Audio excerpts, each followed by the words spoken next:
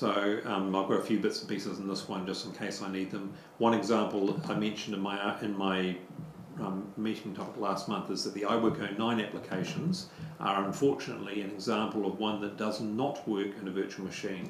Don't worry about that. I am registered. I've got a family pack for it, so I'm allowed to use it everywhere. If I open one of these example letters, what is wrong with this?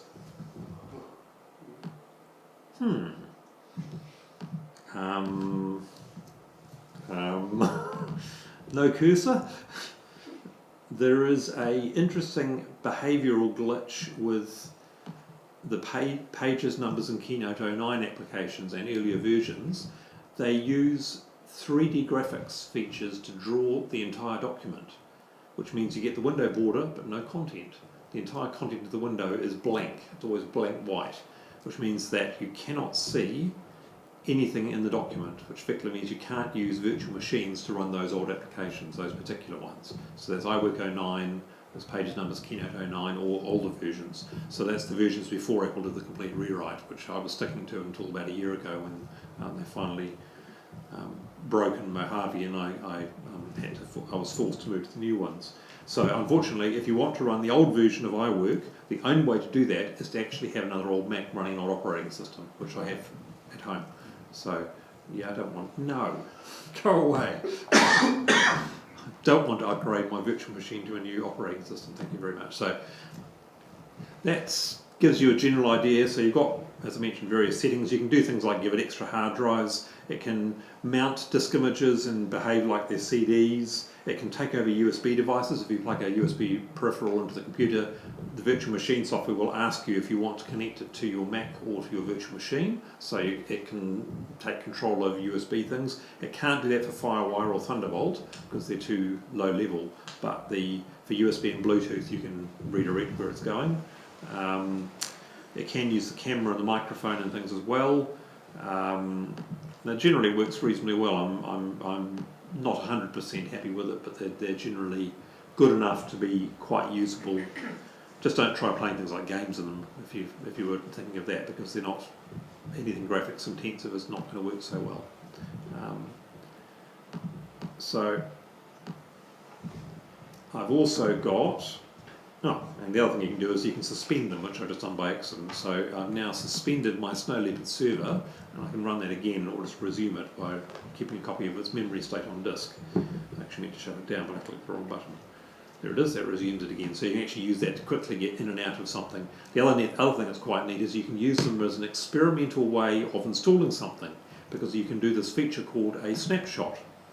So I can create a snapshot and give it a name before installing bad program, whatever it might be. And then that will create a snapshot. Now anything I do to the virtual machine will modify its current state, and if I don't like it, I can revert back to the snapshot again. So you can effectively experimentally do something and then go back to a previous point in time for the entire computer, the virtual computer. I don't want to keep that though, because it takes a lot of disk space. Snapshot, yeah. Let that work it out. Got it. Yep, done. And now I will shut that one down. So it's just like a Mac in terms of shutting down and starting up and that sort of thing.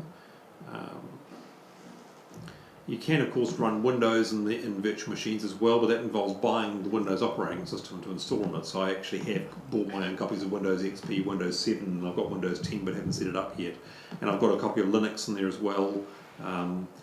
But mostly I'm just using it for running these older Mac versions. If I shut that one down again. The other option is Parallels Desktop, which I have, as I said, I've installed I'll just wait for that virtual machine to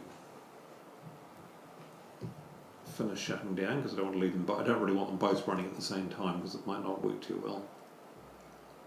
There it is, that can quit. Now I can go Parallels Desktop, yeah. Interestingly, Parallels decides, oh, I like all of your VMware Fusion virtual machines, so I'll let you use all of them from in here. No, it isn't doing it this time, just to confuse me.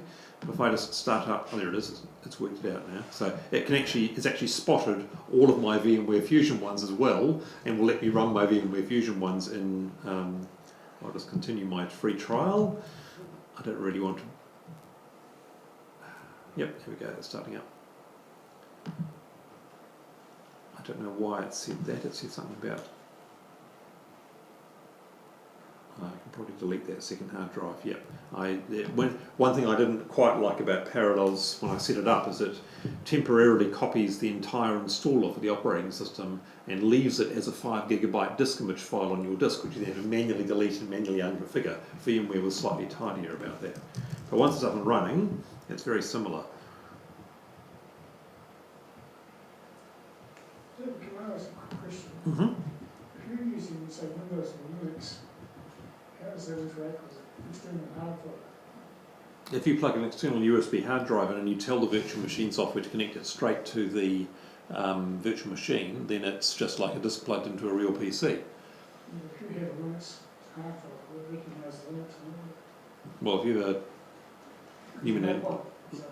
well, if you have a virtual machine with Linux installed on it and you plug an external hard drive in, which is an ext4 or whatever formatted, then that will just appear as a mountable drive on the Linux system in the virtual machine.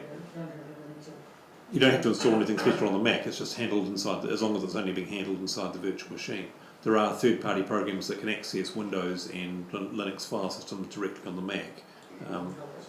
Yeah, but I've got rid of them because I didn't really need them much. So there we go, that's running. I've only just barely set this up, but again I've got pages running in here just to confirm that it doesn't behave any better in Parallels than it did in VMware. There it is, yep, so if I do the same thing in here again. Beach ball, there it is, and there is nothing in the window again. Hello, nothing happening. So, same problem. I don't want to save it. So yeah, so the latest version of Parallels, version 15, officially supports Catalina. VMware Fusion is not there yet. They've got probably a month or so before they announce the next version, based on past timing. Yeah, Parallels, my general impression is it's got slightly more whiz-bang features and slightly better Mac integration, but sometimes is slightly less reliable. So I went with the more stable and slightly less feature-rich VMware when I started, and I haven't bothered switching over to Parallels, apart from just trying it briefly to see what it behaved like. But they structure themselves slightly differently, and for example, one nice feature that Parallels has got that VMware doesn't is it has the ability to take a copy of your virtual machine to a separate file as a backup, which you can then safely back up with Time Machine, which you can't do directly using the live virtual machine because it's in the middle of using it and you can't back it up while it's in use. So that's one thing I have found is quite nice, but you can see I haven't done my software updates yet, so I installed this last night but hadn't got as far as doing the standard updates, so they'll have a security update to go. But you can see it's got internet access, it's actually connecting indirectly through my Mac's real network connection and is able to work quite happily. So I won't bother installing that because I don't need to at the moment. Any questions or things you'd like me to show you or something like that? If not, yeah, should we get ready for supper? Have an early one. Thank you, Lisa. But yeah. Log out of that again. David, I know you're very quick on the computer, but when you put your code in there or password, you just went. Did you have one key that you just pushed it? Like that, me typing it. That's just me typing the password. That's the only passwords I've been using. I've been typing in. Apart from my Mac actually has the ability to unlock using my Apple Watch, which it can't do inside the virtual machine, but it can on the real Mac. But I was just typing my password in. Can you set a password or say an email address and just push one button and it's there? Yes, you can have software which can do that.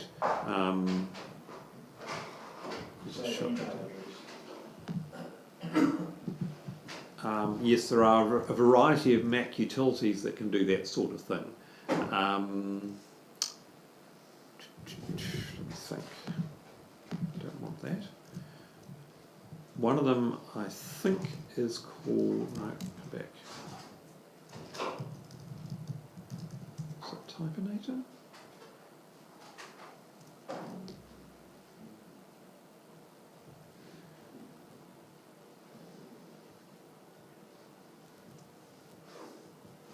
I've seen mention this recently, so yeah, so that's one example of a program I've seen mentioned, which I don't use myself, where it recognises certain, not single keys, but like unlikely combinations of letters. You can choose which combinations of letters you want. Like you might use ZQ or something like that to mean something in particular. You're not going to type that in a real word because that combination of letters doesn't appear, and then that will expand out into whatever you've configured. So you can use that. The example they're giving there is DC, dear customer, TFO, thank you for your order, CTU, please do not hesitate to contact us. So it's actually expanding out just by typing 2 or 3 letter phrases, and then as soon as you move type of space, it automatically recognises that and expands it out into something more complicated. So that's one I know of that can do that sort of thing. There's another one I've got which I use for this sort of thing called Keyboard Maestro, which I use for mostly automating some operations which you can't do easily straight through the keyboard. What did I set up for it? There it is. Like I've got it set up, for example, to recognise when I'm running VMware Fusion, it automatically switches off the special function row and turns on numbered function keys. So I can use numbered function keys while I'm running Windows. Quick macro search, the web trigger. No, it wasn't it. Where's the one I normally use? Data entry. That's the one data entry month. Here's one that I use reasonably frequently. When I'm doing my bi-monthly GST return, I need to type in the current date lots and lots and lots of times. So I've set up a single key shortcut on a function key, which types in /6/2019, followed by tab. So when I'm on a spreadsheet, I type in 15 F13 and it goes, types the data and it hops across 2 columns. And every month, every time I need to use this, I come in here and modify this just to change it to the current month again. Or it's actually the previous 2 months, so I can't use it based on the current month. But it saves me an awful lot of typing if I type the same date in 50 times or something like that. And so I've actually got an external numeric keypad, and there's F13, 14, 15, 16 keys along the top, so I just reprogram one of those keys in effect. My main keyboard I don't need to muck around with. So I'm sitting here typing away with numbers in my left hand just to give me more practice with my left hand. I also use one in my phone, which is actually under settings, general keyboards. There's actually one there where you can replace text. Oh yeah, there's a built-in one. It's not as flexible as the third-party ones. Text replacement, so like quite often I'll text GTG, got to go, or on my way. So you can add those as... Is that where it is? Where's it hiding? Text. Yeah, that's one. Yeah. Right. Yeah. So OMW on my way is one that I knew was on my phone, so I've also got it on my computer, so I can use that when I'm in a hurry and just typing something in on my in a text message or something like that. Basically your Mac and your iPhone or your iPad has that under settings as well on the keyboard. Yep. So it's called text replacement, so yep. You can do it short form. So if I just go into any application that supports that mechanism, such as text, actually it probably will. And I just type in, don't save that. Why is that? I may have accidentally changed it here. We find that the younger people in our family are getting rid of their landlines. Yep. And so it means that if we make a call, they could be in the middle of evening, so they use this thing all the time. And they've got a whole lot of messages set up. I'm in a meeting. There it is, yeah. I'll call you back, and type of whatever else. Because we can't ring them on the landline, we just have no control of where our call arrives. The phone controls it. Yeah, so that's a built-in one. That's useful for purely static text replacement. whereas Typinator can do macro-like things where it can do things like have a combination which inserts the current date as part of the text that it's replacing. So the third-party software is more capable than the built-in one, but the built-in one is fine if all you want to do is type in a frequently used email address, for example. But it can't do more complex expansions like tab keys and things like that, so I wanted to use Keyboard Maestro in that case. So if I go back to that again. So that's time saved 21 hours, and it keeps track of how much time it saved you typing things. Which is quite cute. That version 9 just came out, so they're sort of updated every couple of years, so I've paid for it a few times over the years. I was using another one prior to using this one called originally Key Remap for MacBook, which they renamed to Carabiner, which it was mainly used to rearrange the keyboard layout. For those who are familiar with the history of keyboards, the laptop keyboards used to have an enter key on the right hand side replacing the right hand option key. But from about 2007, Apple went to using command option. They got rid of the easy access enter key. And I've got about 5 applications I frequently use which use that enter key to mean something different to return, and it annoyed me to a great degree not having that enter key. So I used Key Remap for MacBook to give me back the right hand enter key. And Keyboard Maestro can do that as well. This is one of the main things I installed it for, because the other thing stopped working when I did an OS upgrade a few years ago. Label macro group. Enter, there it is, yes. So Apple internal keyboard or trackpad right option is pressed with no modifiers, then simulate keystroke enter. So you can do a fair amount of quite complex rules for these things. I've also got one for DVD player to go step 1 frame. Where's the actual command?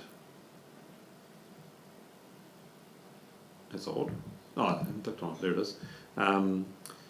So that's actually executing an Apple script to send a command to DVD player for something it hasn't got a keyboard shortcut for. So I've actually effectively created a keyboard shortcut for something which is not even available in its menus. It's only a button on a on-screen control.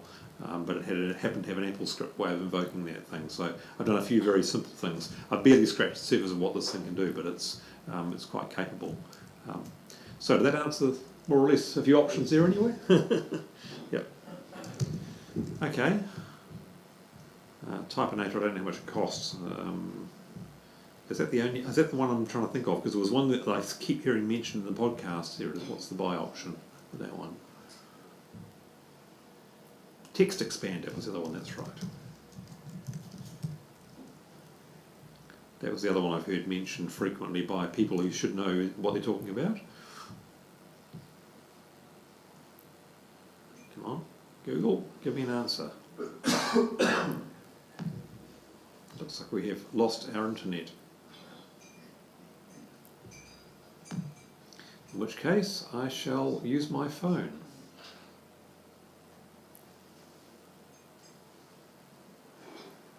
So the internet does turn off at 8 o'clock at night. Would appear. Oh, there it is, just came up. If I swap to my iPhone, this should magically work. Yep, once it works it out. There we go, now are we working?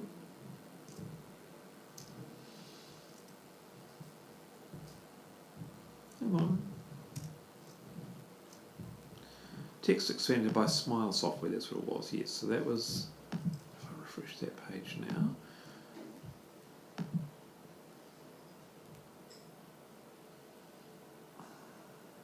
Oh, yeah, it's taking its time. So this is another one which I've seen mentioned.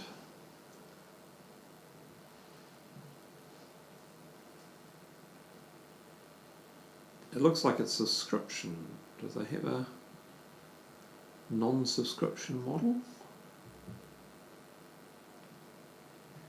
That's not particularly nice. I do not like subscription software for things I only use randomly. The other one, Typinator 8 individual business is €25, which is 50-ish bucks, I think, isn't it? Yeah, $42. Everybody know about that converter? I think I've demonstrated that before. It's built into Spotlight, very handy. Plus GST probably. Yep. They might charge GST. So they're not exactly cheap, but this one, if it's going to cost you $3.33 US per month, billed annually, that starts to add up, doesn't it? That's $36 US a year.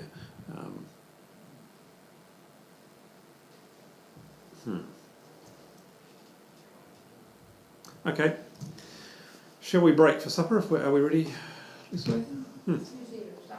Yes. Good, thank you. So we break there. We'll come back and start talking about pages in Affinity Publisher. The file, the pages document for the current issue of Capital Apple, as in the state that it was up to at the point that Graham had done most of the work on it and had then handed it off to me to finish inserting my article, because I hadn't written it quite quickly as I intended, and do the front cover. So I thought I'd just use this as a starting point. So here's the before, and there's the after. So once I finished it, I put the pictures in.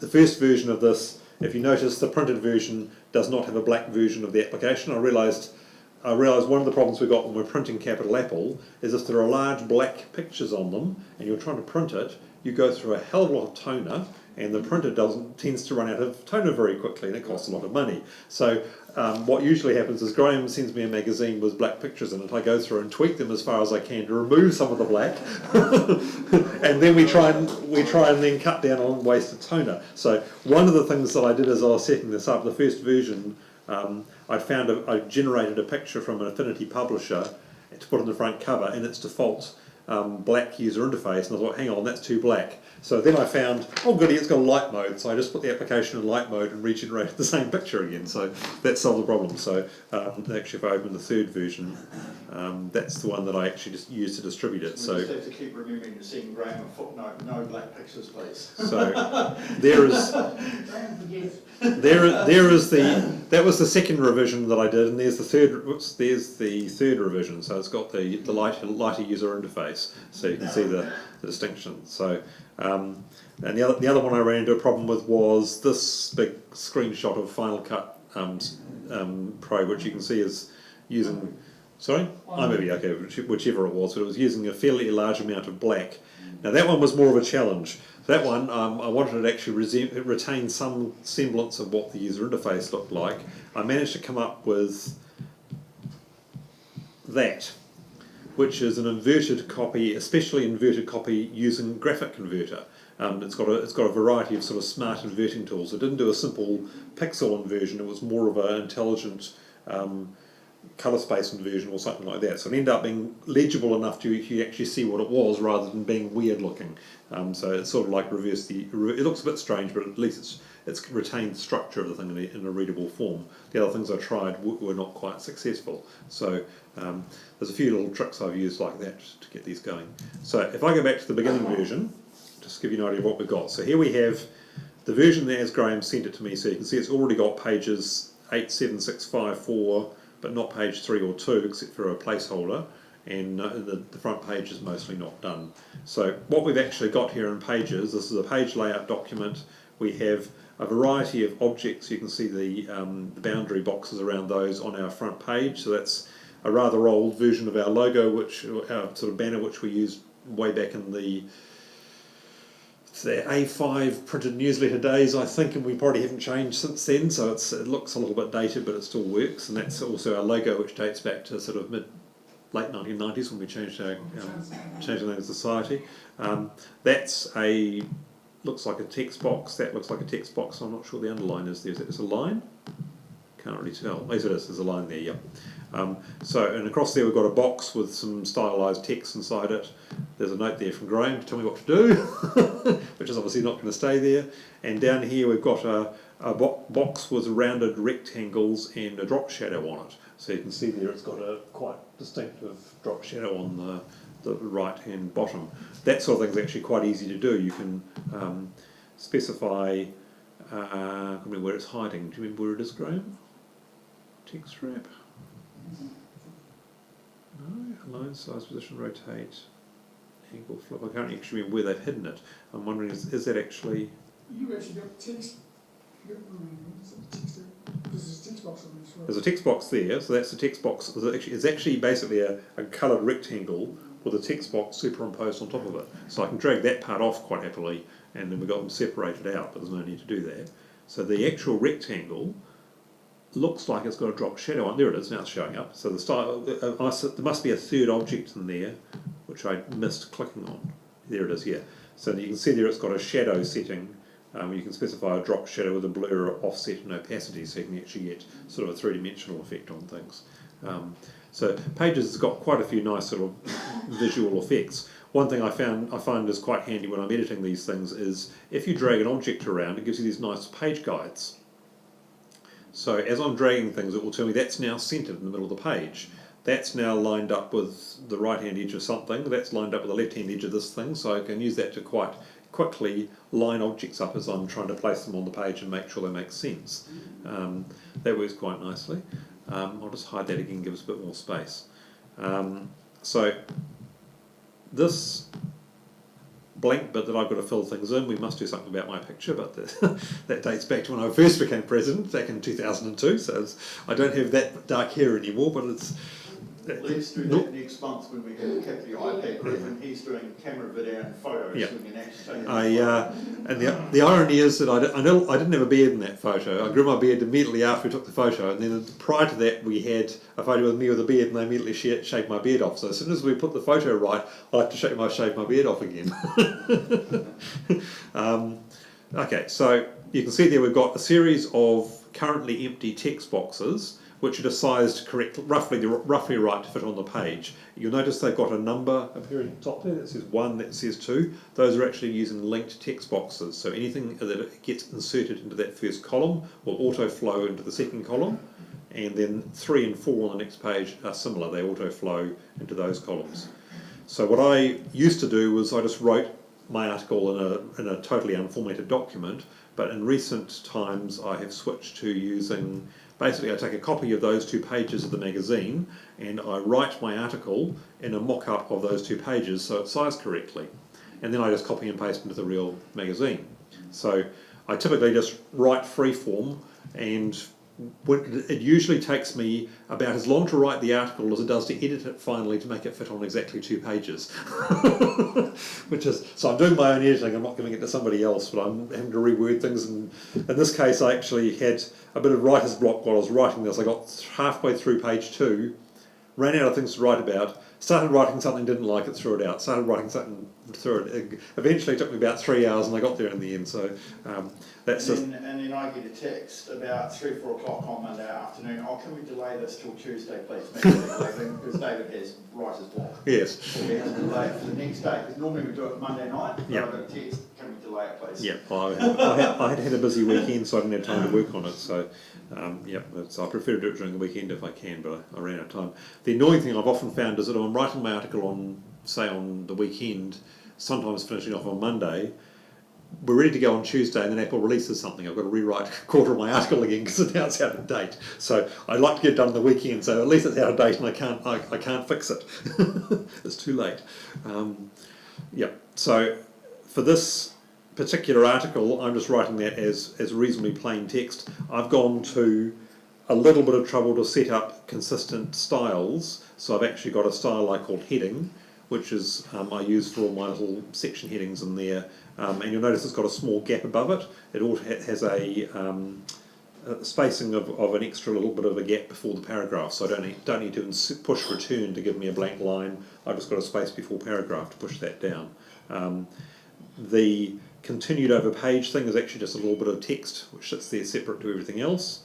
The President Writes thing is just a big graphic at the top there, or text on a black box or something like that. I don't fiddle with that bit. And again, I just used flowing columns here. So if I just come in here and start, actually I'll just duplicate this so I don't modify my original. Duplicate. If I just come in here and start typing something in here,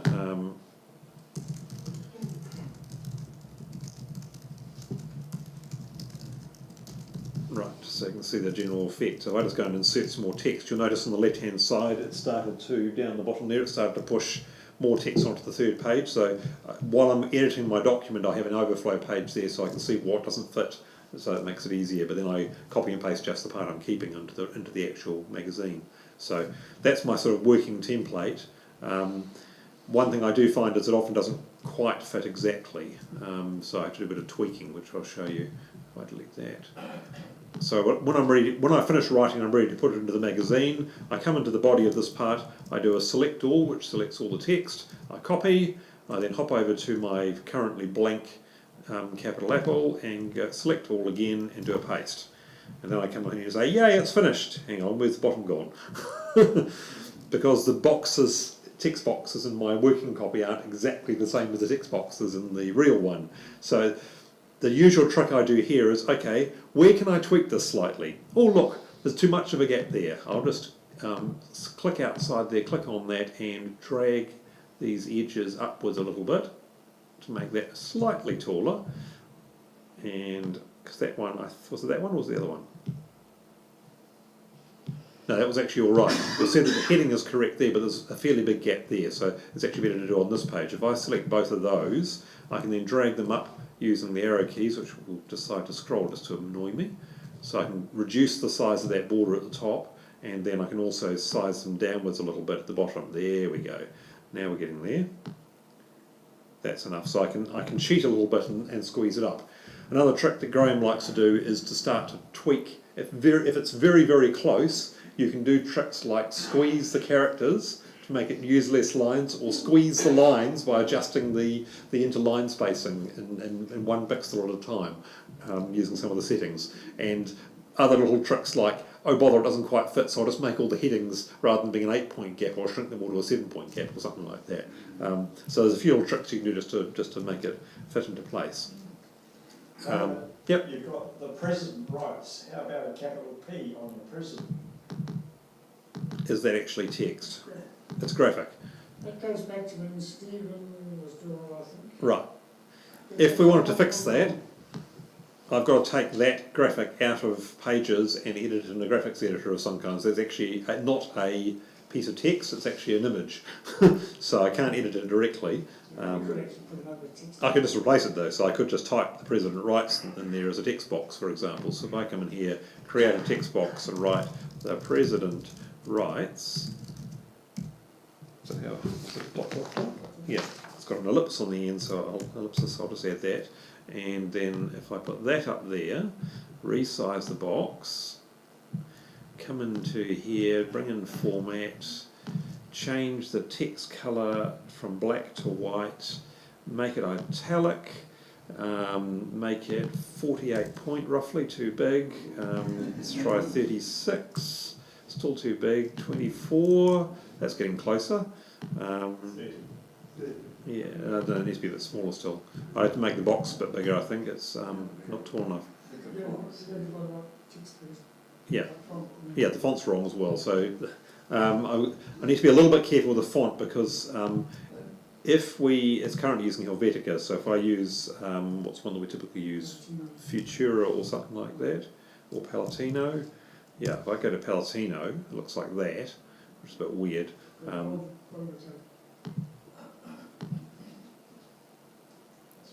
That's better. So I mean, obviously I can tweak it. I can spend ages tweaking it to make it look like I want. But that because it's just text, that's easier than recreating the graphics. The graphic dates back multiple years, as Graham said. So I can easily tweak that sort of thing if we need to. Some other little points here. Every month Graham comes along and basically you start from the previous issue, I think, and just duplicate the file and go through and edit the identifying markers such as the volume number, the date there, and we've used a recurring footer which had on every page which has got the date, the month number, the month name and year, and an automatically generated page number. Because we're always printing 8 pages because we don't want to increase the size of the paper magazine, that simplifies things. We're not having to fiddle with the page layout each month. But the basic structure stays reasonably similar. The other articles, Graham's working on those rather than me. Sometimes I write more than 2 pages, so we just adjust the sizing accordingly and I add more columns to my article or attach a second article or whatever it might be. So we haven't been diligent about fonts and styling and everything between pages, but we're speaking, we're using, I'm using, I think that's Palatino regular or bold in my article. Try fonts that come with the computer, so that Yep. whatever I use, David's lucky to have, and I don't Yep. have to send them font through. Yeah, because if Graham uses a font that I haven't got, as soon as I open the document, my computer complains that I haven't got this font, I'll just substitute this one instead. I then scratch my head and work out where it is, and I can't see any difference. So, but yeah. So I just stick to it. Yeah, so we've got a few, if we don't generally install extra fonts if we can help it. So things like images, if you're not familiar with that in Pages, those ones can be set up to auto flow items or objects around them. So that one's Graham's just chosen and sized it accordingly. You can resize it as necessary to shrink it up and down and so forth. I noticed one thing with the latest version of Pages, which was available on the early version, but not this one, is you used to be able to paste images into text box. Yes, you can still do that. And you can't. That was changed in the last version, which you couldn't. What did that do? Yeah, that's now a section of text which is inserted into the body of the text. I just did a double click. If I start typing in here, that's auto flows down to the next line. So that's Just changed it because it wasn't available in the last version. yeah, because that's actually now a chunk of it's actually effectively a graphical object buried in the text. I think that was added 1 or 2 versions ago, roughly. So it wasn't there in the earlier rewrite versions. Yep. Undo. I just picked that, copied it, and then I double clicked so I actually had an insertion point, and then I pasted it. So that actually pasted it into the body of the text at that point. So you can use that for things like, what are they called, the graphical, very fancy first letters, that's got a particular name, hasn't it? I can't remember what they're called, but yeah, you know what I mean anyway, the sort of illustrated leading capital letter in a fancy... well, just like the big illustrated, and then the sort of fairy tale style, very decorative first letter, which you get from a graphical thing rather than trying to do it with a font. Yes, that's the one, illuminated. Yes. Yeah. So. One other question. Yep. The live link or the emails you've got there, they're live links, aren't they? Yes. Pages. How do you ensure that they're live links? Pages auto-detects them. If you type in something that looks like a web link or an email link, as soon as you typed it and press the space bar, it replaces it with something that looks like a link, after which you have to be very careful, because if you go back and edit the link, you're only editing the text, not the underlying link. So that one, I've got into the habit now, whenever I'm editing those, if I want to change it, I actually delete it and retype it rather than bothering editing it twice. Because if I click on that one, you'll see it's actually editor at WelMac.org.nz, and I can edit the link in here, which is display and to as separate things. But I can come in here and type in, if I actually use the cursor and come in here and, no, it won't let me edit it easily, I think. Yeah, I know, okay, so it's actually making it difficult for me to edit it incorrectly, but I could come in here and make it display Fred at wellmac.org.nz, for example, which it is not actually pointing to, because they're separate operations. But you can certainly get into a mistake if you're not careful, where you edit what it's displaying but not what it's pointing to. So once it's created, it's best to edit it properly to make sure that you get it right. But you can have like abbreviated form, or just a word which then has an actual link underneath it or something like that if you want to, just by, for example, coming to that word sequence, and I think you can go insert link somewhere. Where's it hiding? Yeah, where's it hiding? Format? Yeah, there is add link. Yeah, I knew it was somewhere.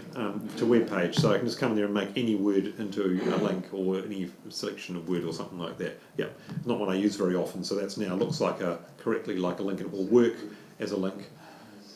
And then also, if I generate a PDF from this, they work in the PDF as well. So the PDF will then have clickable links in it, which unfortunately we can't do in the paper magazine. So there's a slight advantage to the electronic version, because you can actually click the links on the electronic version. I like an effort to actually put links in, so when you do get the PDF version, you just have to click on it on the computer. You don't have to retype it. It's very convenient. Yeah. So no point in doing that unless you can do it. Yeah. minor formatting problem there. You'll notice it's got a little plus appearing there, and there's actually more text hiding below that. I often notice that in ones that Graham's inserted. He hasn't bothered just doing the final cleanup, and I want to make sure there's no hidden text down there. So I go, click on the end of the text, and I start deleting forward. Yes, there is actually some more text there, so that's one that hasn't reformatted correctly. So to make that fit, I had to tweak it slightly. What page is that on? That was on page. Last page. Yes, there's actually 2 or 3 more lines of text there. So I'm not sure if they've come out in the real one. Did I fix that? I may have missed it. I think I No, they're missing. Yep. I missed that one. There we are. Operator error. Yeah, but if it was text that Graham had decided he didn't care about, he may have deliberately moved the boundary up, just left the text there because it's not visible, so it doesn't matter. Yeah, but sometimes I've found that just due to subtle differences like the fonts don't quite match or something, you'll get one line out, and I've got to tweak the thing, and it's good handy just to do a visual inspection to make sure there's no pluses there. So again, we've got a blue box in this case. What else is there to look at there? Nothing in particular I can really say about the last page other than it's using a different font. And a few links there.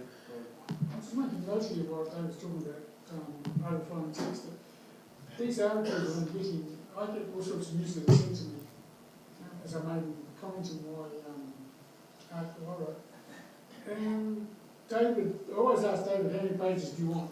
And if it's a month when there's a lot of Apple stuff coming out, I usually say 3. If it's a month when there's nothing yet coming from Apple, then there's only 2. So I say, okay, work on that. So I usually find one article which is only 1 page long. And I say to Dave, if you want to get rid of it, toss it, and we can use it next month or whatever. It's been an article. So I always have 1 page article there that we can play around with, get rid of if we don't want it. But quite a lot of the articles I get tend to be too long. And so I've got to do something about chopping them shorter. Now, if they're really interesting, I will do it over 2 months. And I'll say to be finished next month. Or if it's an article that's come off the internet, I'll make a little note, go to this page, and I'll put a link on, and you can get the whole article. Because I think it's something you should really see. Other times I'll look at it and I think, can I get rid of anything? Now we had one of our editors doing a magazine, probably the last one called me, Elizabeth. And she was a copy editor from a newspaper. And I used to go around with her and we'd work on doing magazines, and it was quite amazing. She would look at an article and she said, there's twice as many words in here as what you need. And My wife always says that. My wife always says that. Twice as many words as you need. So she would go through an article which I thought was actually nicely written. She would get rid of half of it, and I'll read it, and it said exactly the same as what I was trying to say, with half as many words. Now, how the hell she does it, I don't know, but she's been doing it for years, and she's getting good at it. Yeah. And so she Yes, can do things in. Yes, I can edit myself I tend to write my article initially just with flow of consciousness, and then I need to make it fit. So I then start going through and squeezing things, and I can actually rewrite this down to about half of what I wrote before. Yeah, yeah. Well, We tend to use a lot more words than we really need Yep. to get a point across. My brother once said to me, don't use the word that without thinking about it, because often when you put the word that in, it's just superfluous. It's an interesting one. It's So- quite true. Times I will go through and I'll start trying to get rid of words to make things squeezing as well. okay. So I won't go through the whole, like the front page. What I tend to do for the front page is we have a sort of a standard layout for it, including including like headings and things. So I usually go back to a previous month's issue just to remind me of what fonts we'd use and things like that. And I copy and paste objects from other pages documents and to get the layout right, and then tweak the content. We tend to put an image there. Sometimes I get fancy and stick images there and have text flying around it in weird ways and that sort of thing, which is easy enough to do. But the end result is usually something resembling this. And because, as I mentioned, I didn't want too much black, I then went through and did a follow-up pass where I replaced some of the black images with light coloured ones. And another thing I like to do is to try to keep the size of the PDF down. There is a command in Pages called reduce file size, and what that does is it goes through and works out how big are all your images? Currently it's estimating it at 6.5 megs, and it will cut it down to 2 megs by reducing the resolution of the images to something which has got a lot less detail in it, which is usually fine for a printed copy, not necessarily as good for the on-screen copy. So if you look at, say, where are we? That one there. If I look at that image there and I go to that one, that will have been reduced in quality. Apart from ignoring the colour change, just looking at the first one, if I zoom in on that, I'll have to click on that one first and zoom in. Oh yeah, zoom. Yeah, it has a little bit. I can see it on my screen, for example, the text above it on the original version actually has readable letters. The other version is looking a lot more JPEG compressed. So it's done that sort of thing to it, and the end result is about 1/3 of the size of the original file, which is quite a significant reduction. So the version I end up working with, you can either do that in the Pages document, or you can do it as a final step on the PDF. I tend to keep a copy of the uncompressed version of the Pages document though, so I have a folder in which I've kept each month's magazine I've worked on. I've got full quality images, and then I've got the semi-final version after I've compressed the images down to something more manageable in size. So you can see I've done that occasionally. Sometimes we've done a post-printing edit of the magazine. The electronic version has more up-to-date information because it's released after the paper version. Since the paper version has to go out on Monday or Tuesday of that week, and then Apple's released something, so I'll rewrite it for the electronic version. So sometimes we have the early and late edition, if you like, of Capital Apple. And I get the Tuesday text saying, oh bother, Apple's changed something else. Those bastards, they do it to me again, yes. That's when we were doing it Monday. It's actually been quite good now. David's been doing it Tuesday. We were kind of catch up on that stuff, so we can actually do it. Unfortunately, Apple sometimes really annoys me by releasing something on Tuesday, and then again on Wednesday, and then again on Thursday, which happened earlier this year, which was very irritating.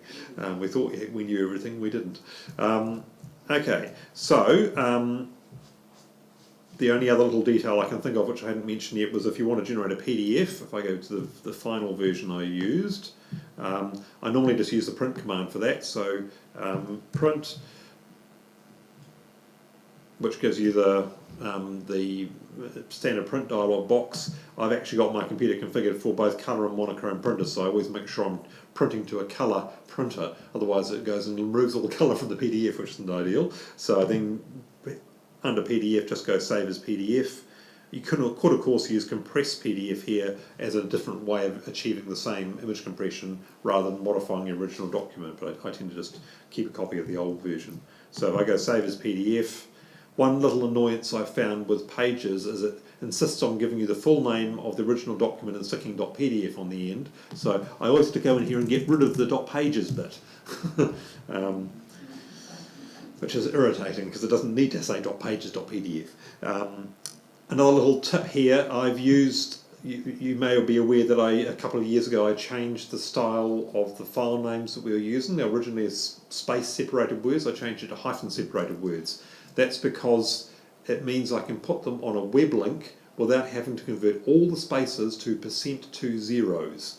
So every copy of Capital Apple gets uploaded to a website which we've got linked to from this big lookup table.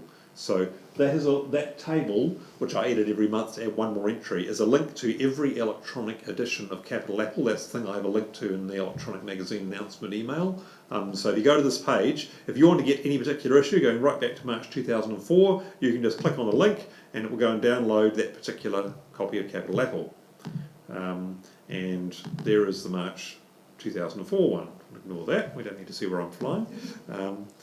So there is the March 2004, that's the first one we did as an electronic magazine. So we don't have the older ones in this format, but that particular table, you'll notice if down the bottom, if you can read it down there, if I can't easily zoom it because if I do I'll move the link, but it's actually got, I'm using Backblaze as a file storage archive. They give you a certain amount of space for free, so rather than uploading all these magazines to our website, they're on a free internet repository which we just link to, so that's an easy way of doing that. But the file names are all capital -Apple -year -month month-name.pdf. So it's easier to read, and it's the same file name and the same in the text and the link, which makes it easier to generate the links as well. Prior to that, they were just very hard to read, which I found annoying.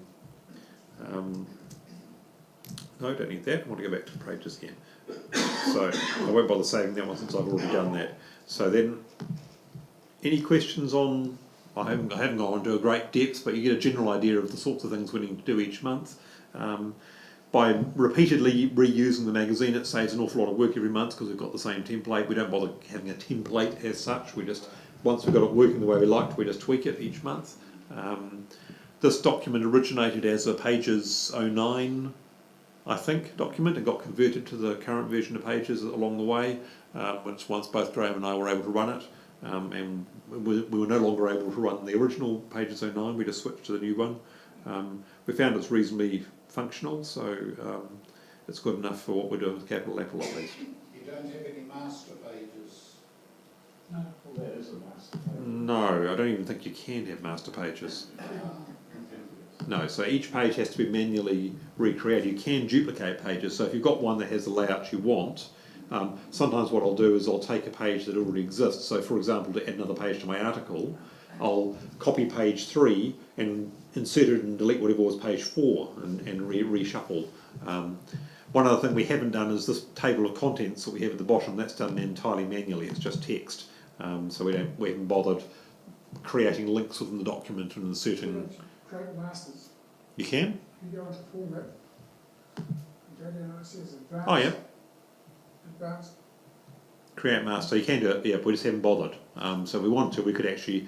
It would make sense if it was a bigger document that we were working on a regular basis and we wanted a consistent layouts and things like that. So yeah, there's a few little other tweaks I can think of that we do, like trying to make sure that the left-right alignment looks right. We're not actually bothering to do left and right margin adjustments or anything like that, so don't particularly care about the fact that the margin's the same on both sides of the paper, so we don't have a sort of a zigzaggy effect if you're looking at it vertically. It's going to be read on screen. Yeah. Most of the time you don't really need to. Exactly. So we're aiming at sort of a best possible compromise between a shortish printed document and a readable PDF. Is sort of where we're trying to sit in the middle rather than getting too fancy. So if we were able to eliminate the printed version, we could probably start varying number of pages more easily, but the cost starts to go up reasonably quickly if we add more pages to the printed one, especially the postage costs. If this gets any thicker, we have to pay more for the postage, so that limits our maximum magazine size. Plus it means more time for us to actually spend editing the magazine. So, In the past, just a big way, it must have been prior to 2004, I can't remember the exact date, we actually had a magazine that was quite different in format. It was actually a booklet, it was stapled down the middle. It had the cover of it printed. The cover was actually printed, offset printed. And we did the cover eventually, it was that lower half. And, when I started first doing this, would have been prior to 2000, I can't remember the exact date. It was all done on the computer, I presume for most times anyway. The very first magazine was actually typewritten. yeah, very, very first issues where we have a photocopied typewritten and actually physically copied and pasted logo on the front. you can see it's a inserted image on issue 1 of Capital Apple. So it was in a format, and then we made the decision that we would, because we had these covers printed, and we had another cover printed on the outside of that, which we folded over and sellotaped and had the label on it. So it was actually separate again. So we decided to make it so it was basically A4 format, and when we folded up in 3, the top there became the actual. So that gets folded over, and inserted in there, and we sellotape it and stick a stamp on and stick a label on. It makes it a lot easier. When I first started doing the magazine, I think we had something like 400 members. I remember going down to David Wilson's place, and there used to be a whole crowd of us there, and we spent half a night putting these things together.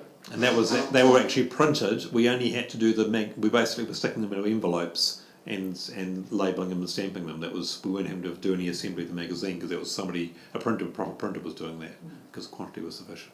But no, it got to the point where we were able to print them ourselves just using a printer, and now we're down to less than 20 printed magazines we're sending out to members. and most people are getting them in electronic form. So it's at the point now where one person can do it, but it's annoying for one person to do it. So it's better for two people to do it. But it has got down from the point where we used to really need 3 people to do it. So the number's down to a more manageable level.